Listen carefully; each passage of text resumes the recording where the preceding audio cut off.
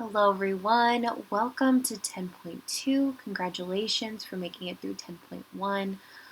Since 10.2 is a lot of just the timeline and the setup for how early Vietnam happens, I thought it only made sense to do an actual timeline.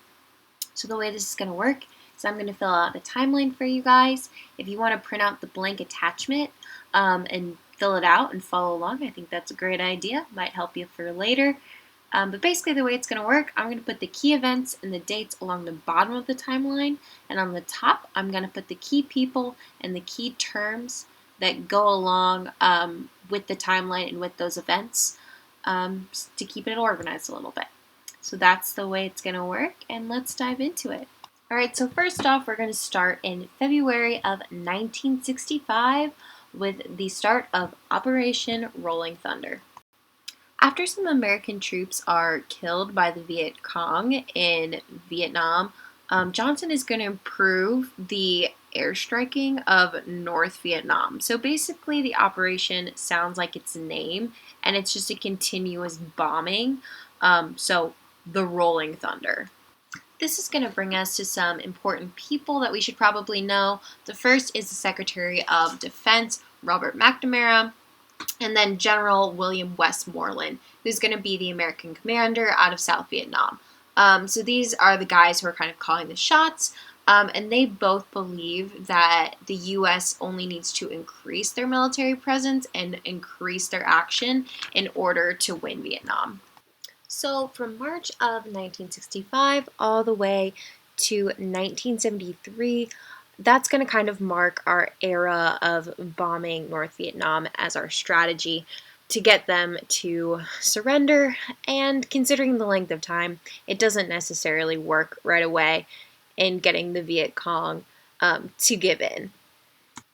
These airstrikes are going to introduce some new war strategies, which is the introduction of napalm and then Agent Orange.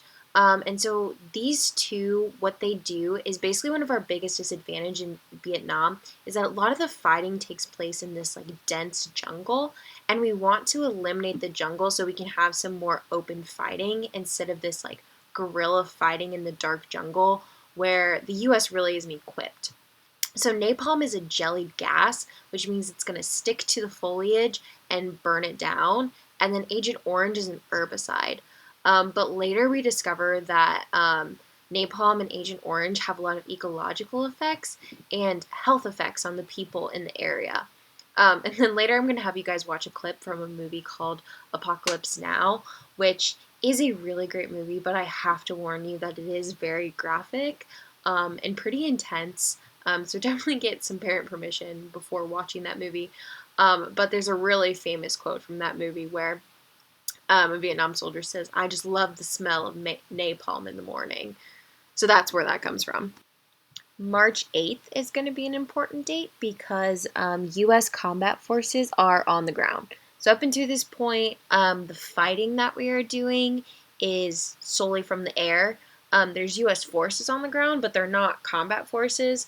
But by March 8th, we are on the ground. We are fighting on the ground. So by December of 1967, 480,000 troops are in Vietnam, and Congress is really starting to divide itself in terms of how they feel about being in the war. And then 1968, we're going to have 30,000 dead, and that's going to change the way Congress feels, and that's also going to change the way the American public feels about this war. So as you guys know, a lot of the times wars kind of mark themselves by the types of strategies that play out. So Vietnam is going to be significant because we're going to have to see a new kind of fighting for the U.S. Ho Chi Minh, leader of the Viet Cong, does a pretty good job of describing the difference in the fighting when he describes the Viet Cong as being like a tiger and then the U.S. being an elephant. So the elephant is probably more advantaged one-on-one, but the Viet Cong is only going to come out and strike when they're confident they're going to win. And when they do that, they can damage the elephant enough that the elephant will eventually be mortally wounded. And so that's basically what happens, is that the U.S. isn't used to fighting this guerrilla style of like being in the jungle, and there being assailants hiding in the jungle coming for them. And so the Viet Cong can come out and attack the US when they're confident they're going to be able to take them down. And so the US is definitely going to have to adjust their fighting strategy. That's going to bring us into the conflict that is happening at home, which is the hawks versus the doves. We have a lot of animal analogies going on. At this point, I realized I should stop trying to draw animals because they look terrible, so I just wrote it out for you guys. The hawks are going to represent a group in Congress that are typically more conservative, and they are very for the fighting in Vietnam. They are very for Johnson's foreign policy, which is that we need to be involved, we need to stick it out, we need to make a statement. And the Doves is a group in Congress that are typically less conservative, though not necessarily all the time. And they definitely feel like we need to get out of Vietnam. We are causing more conflict than we are causing peace, and that being involved in this war simply isn't the way to get it.